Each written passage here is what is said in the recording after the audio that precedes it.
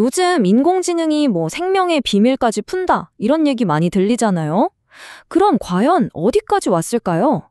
오늘은 AI랑 생물학이 만났을 때 그 엄청난 기대감 뒤에 숨겨진 냉정한 현실은 뭔지 자료를 보면서 한번 깊게 파헤쳐 보겠습니다. 자, 그럼 바로 시작해 볼까요? 자, 이 숫자 좀 보세요.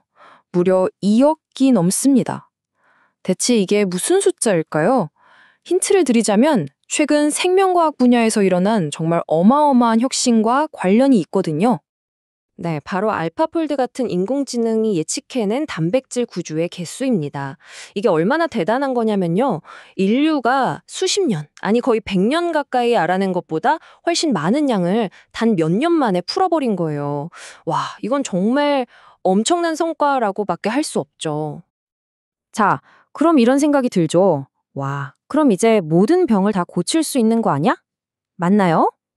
글쎄요. 이 질문에 답하려면 우리가 뉴스 헤드라인에서 보는 그 화려한 성과 너머에 있는 좀 더 복잡한 현실을 들여다볼 필요가 있습니다. 자, 그 답을 찾아가는 첫 번째 여정입니다. 지금부터 전문가들의 눈을 빌려서 현재 AI 기술이 가진 4가지 명확한 맹점이 뭔지 한번 같이 살펴보겠습니다. 이 어려운 질문에 답을 구하기 위해서 저희가 어벤져스를 모셨습니다. 구조 생물학부터 양자 컴퓨팅까지 진짜 각 분야를 대표하는 최고의 전문가 6분의 목소리를 들어볼 건데요. 바로 이분들의 통찰력이 오늘 우리의 길잡이가 되어줄 겁니다. 첫 번째 한계점, 구조생물학자 김 박사님의 이 말이 정말 핵심을 꿰뚫습니다. AI는 단백질에 정지된 사진 한 장을 기가 막히게 보여주는데 사실 생명현상, 그러니까 생물학은 끊임없이 움직이는 영화라는 거죠. 한번 생각해 보세요. 약물이 목표 단백질에 착 달라붙는 순간 효소가 화학 반응을 일으키는 그 찰나, 이 모든 게 다 움직임이거든요. 근데 지금의 AI는 이 역동적인 과정을 그냥 놓쳐버리는 거예요. 이게 정말 치명적인 약점입니다. 자, 그리고 머신러닝 전문가 박 박사님은 더 근본적인 문제를 짚어주십니다. 바로 데이터 편향 문제예요. 이게 무슨 말이냐면 시중에 나와 있는 약의 60%가 공격하는 목표물이 되는 그 아주 중요한 막 단백질 있잖아요. 이게 AI가 공부한 데이터에는 고작 3%밖에 안 들어있다는 겁니다. 쓰레기가 들어가면 쓰레기가 나온다는 말처럼 이건 뭐랄까 제일 중요한 퍼즐 조각 몇 개를 빼놓고 그림을 맞추려는 거나 마찬가지죠. 이러니 당연히 AI 예측에 구멍이 뻥뻥 뚫릴 수밖에요. 자, 그럼 전문가들이 동의하는 4가지 한계를 딱 정리해 볼게요. 첫째, 움직임을 못 본다. 둘째, 데이터가 한쪽으로 쏠려 있다. 셋째, 왜 그렇게 되는지 물리적인 이유는 설명 못 한다. 그리고 넷째, 그래서 결국엔 실험실에서 직접 확인해야만 한다. 이겁니다. 결론은 뭐냐? AI가 정말 강력하긴 한데 아직은 완벽하지 않은 불완전한 도구라는 거죠. 그럼 이 한계들 때문에 AI도 별거 아니네 하고 끝나는 걸까요? 당연히 아니죠. 이제부터가 진짜 재밌습니다. 과학자들이 이 불완전한 도구를 어떻게 더 똑똑한 파트너를 길들이고 있는지 그 흥미진진한 해결책의 세계로 한번 들어가 보시죠. 그 해결책의 핵심 중 하나가 바로 이 액티브 러닝이라는 건데요. 쉽게 말해서 AI가 스스로 공부하다가 선생님 저는 이 부분이 제일 헷갈려요. 여기 데이터 좀 더 주시면 안 될까요? 이렇게 사람한테 먼저 물어보는 거예요. 이런 식으로 AI랑 사람이 계속 질문하고 답하면서 같이 문제를 푸는 거죠. 이러면 연구 과정이 말도 안 되게 효율적으로 바뀌는 겁니다. 이걸 이렇게 생각하면 딱 맞습니다. 바로 더 똑똑한 포켓몬 찾기예요. 우리가 희귀 포켓몬 잡으려고 모든 풀숲을 하나하나 다 뒤지고 있으면 너무 비효율적이잖아요. 대신에 AI가 그리고 저기 저 10군데 풀숲에서 희귀 포켓몬이 나올 확률이 제일 높아요 라고 콕 집어 알려주는 거죠. 야, 비유가 정말 기가 막히지 않나요? 머리에 쏙쏙 들어오네요. 그래서 전문가들이 진짜 똑똑한 AI 파트너를 만들려면 이 3가지가 꼭 필요하다고 입을 모읍니다. 첫째는 아예 물리법칙을 AI한테 가르쳐서 똑똑하게 만드는 거고요. 둘째는 방금 말한 액티브 러닝으로 실험 효율을 100배까지 끌어올리는 것. 그리고 마지막으로 AI가 자기가 한 예측에 대해서 이건 한 95% 확신하고요. 저건 한 30% 정도 확신해요. 이렇게 스스로 신뢰도를 보고하게 만드는 겁니다. 자, 지금까지는 이미 존재하는 생명의 코드를 읽는 법에 대해 이야기했잖아요. 그럼 이제부터는 아예 새로운 코드를 쓰는 단계로 넘어가 보겠습니다. 네, 맞아요. AI를 이용해서 완전히 새로운 생명 시스템을 설계하는 거의 공상과학 영화 같은 현실이 지금 펼쳐지고 있습니다.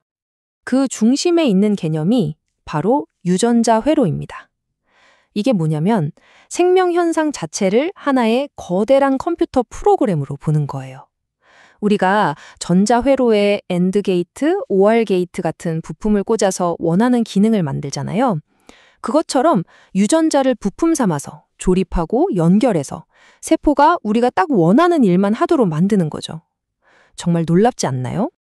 이건 진짜 딱 생물학을 위한 마인크래프트 레드스톤이라고 생각하시면 돼요.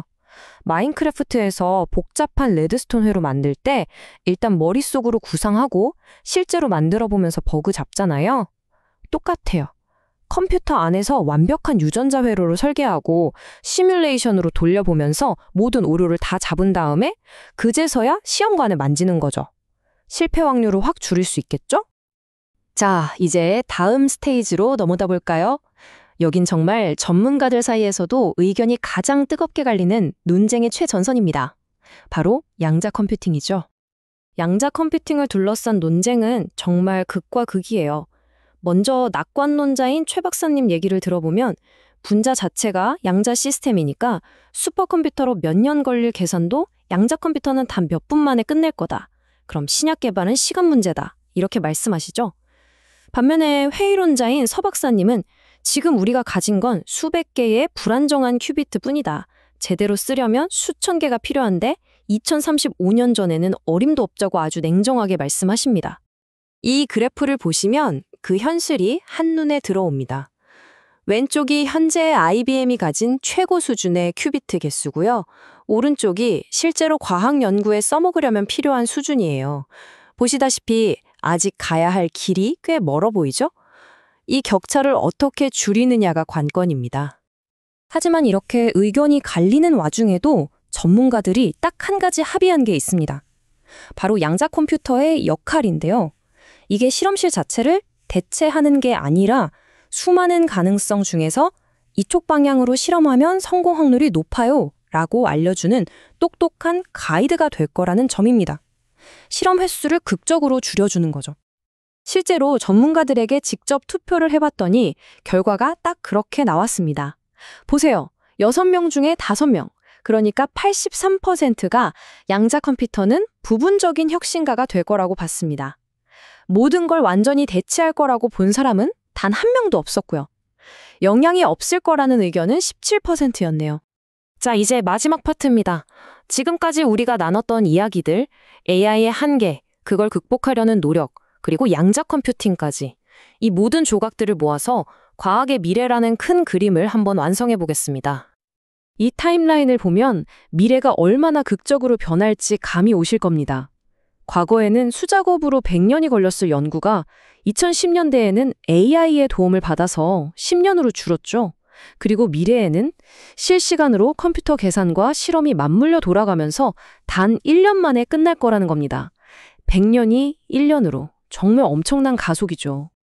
그래서 오늘 이야기의 최종 결론을 딱 한 문장으로 정리하자면 바로 이겁니다. 컴퓨터는 생물학 연구에서 실험실을 대체하는 존재가 아닙니다. 그보다는 우리가 지금껏 단 한 번도 보지 못했던 생명의 저 깊은 우주를 들여다보게 해주는 인류 역사상 가장 강력한 망원경이 되는 겁니다. 결국 미래는 이런 과학자의 것이 될 겁니다. 바로 실험대와 키보드, 이 두 가지를 모두 자유자재로 다루는 과학자 말이죠. 더 이상 실험실 가옷만 입는 과학자가 아니라 코드를 짜고 데이터를 분석하는 능력을 함께 갖춘 새로운 시대의 과학자. 바로 그런 사람들이 앞으로의 21세기를 이끌어갈 주인공이 될 겁니다.